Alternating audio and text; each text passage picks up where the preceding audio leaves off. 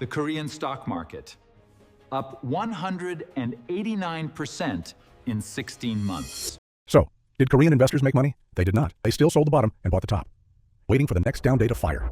Korean retail investors sold in the first half of 2025, if it had stayed fully invested through the recovery, would be worth approximately $30 billion today. The difference between selling and holding across that single capital base is nearly $20 billion.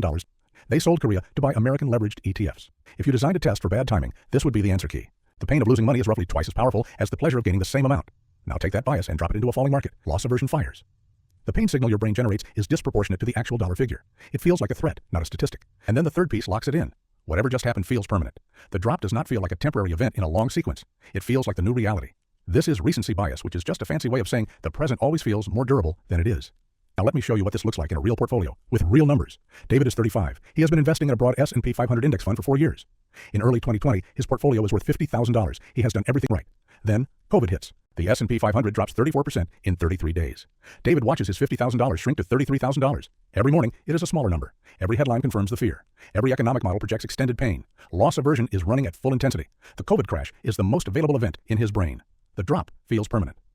In late March 2020, David moves to cash. The S&P 500 bottomed on March 23, 2020. David sold into the bottom. He waits. He watches the market recover, but the news stays cautious. He waits until the recovery feels confirmed. He reinvests in March 2021, 1 year after the low, when it is obvious things have stabilized. By April 2026, David's $33,000 has grown to approximately $59,000. The investor who held through the crash, same fund, same starting amount, did not sell once. Approximately $109,000. Same person, same fund, same market, $50,000 difference. From one sell decision made under maximum emotional pressure at the single worst possible moment.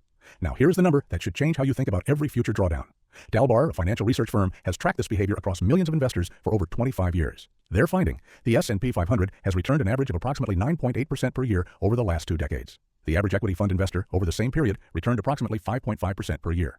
That 4.3% annual gap, compounded over 20 years on a $50,000 portfolio, is the difference between $314,000 and $146,000. The Korean retail sellout of 2025 is the Dalbar data, visible in real time at national scale. The market is not the risk. The behavioral tax, collected at the moment of maximum fear, is the risk. It has a name, a mechanism, and a solution. The solution doesn't require courage or intelligence. This happens. Markets drop 10, 15, 20% in a matter of weeks. It happened last year. It happened earlier this year. No warning. What did you do? Drop it in the comments. Sold, held, or bought more. If you held, say so. If you sold and bought back in, tell me when.